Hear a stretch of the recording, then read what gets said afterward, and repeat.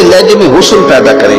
आपके पैसों पे किसी ने नहीं जीना, ना उसने रोज रोटी खानी है, लेकिन आपका गरीब को छुपा के दिया हुआ सूट उसे याद रह जाता है। कोई आप रोज राशन देते हैं तो कोई खाता है यार ना, अल्लाह ही खिलाता है तो बंदे खाते हैं।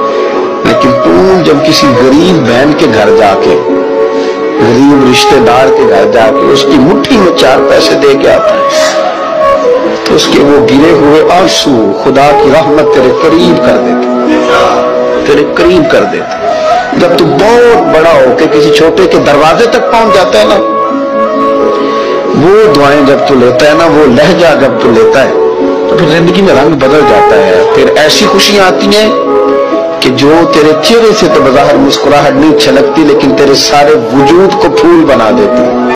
हजरत उमर फारूक का दौर है और मदीना तैयबा में आग लग गई है। हजरत उमर फारूक के पास लोग आए, कहते हैं हुजूर आग लग गई है?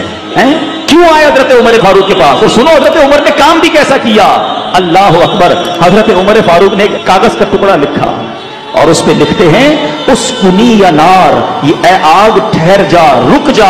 अपने खादिम को लिख कर दिया, कहा जाओ ये टुकड़ा आग में डाल दो।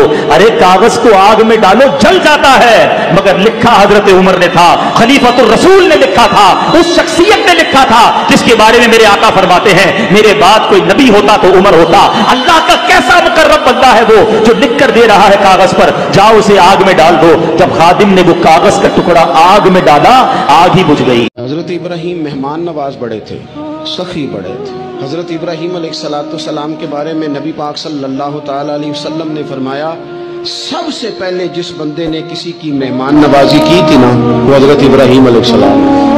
जबरदस्त मेहमान नवाज थे, जबरदस्त। अपने घर के 4 दरवाजे बनाए हुए थे और फरमाते थे मेरी ख्वाहिश है कि चारों तरफ से मेहमान आए, रोटियां पकती रहें, दुनिया खाती रहे।